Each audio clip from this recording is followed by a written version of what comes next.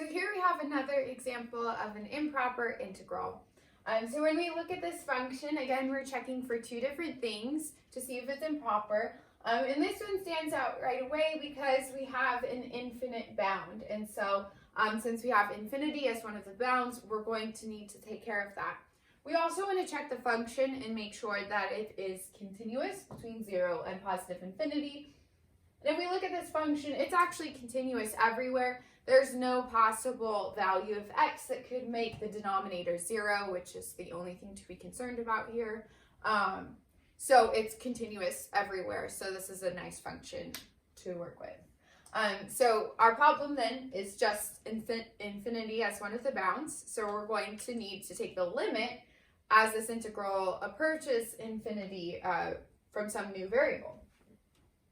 So this is going to be equal to the limit as t approaches positive infinity of the integral from 0 to t of dx over 2 to the x plus 3. All right, so now we can integrate this, and then after we integrate it, we can take the limit in order to find what this integral is equal to. And so we've got the limit as t approaches infinity of, when we integrate this, we get 1 over, we're going to get a negative 1 over 2 to the x plus 3 times ln of 2. And that's evaluated from 0 to t.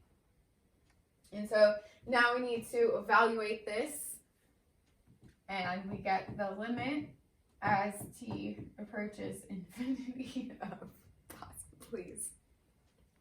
He's like eating my foot. Buddy, what are you doing? Come here. He doesn't like the little fuzzies on the sock. Is the camera rolling?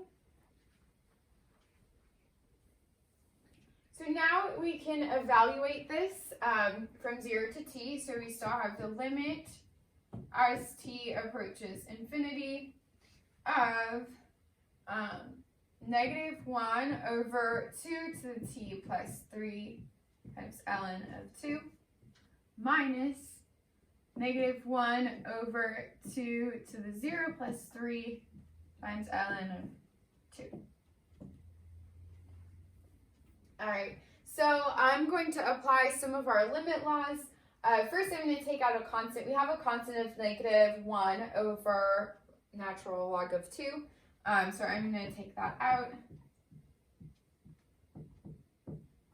And then we also have another limit law that says that the limit of something minus something else is the limit of that something minus the limit of the next something. So I'm going to use that. So we have the limit as t approaches infinity of 1 over 2 to the t plus 3 minus the limit as t approaches infinity of 1 over 8. Okay, so now we can evaluate each of these limits individually. So we have negative 1 over natural log of 2 times. All right, so we want to think about what is happening to this function as t is approaching positive infinity. So as t is getting larger and larger, that's making this denominator get very, very large. And when we have 1 over a very, very large denominator always increasing, that means that this is going to 0.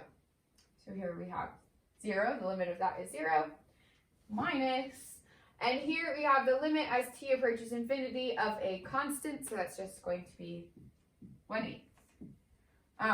So then our answer becomes positive 1, because we have negative times minus. 1 over 8 times the natural log of 2. And so now we've found the answer to this integral.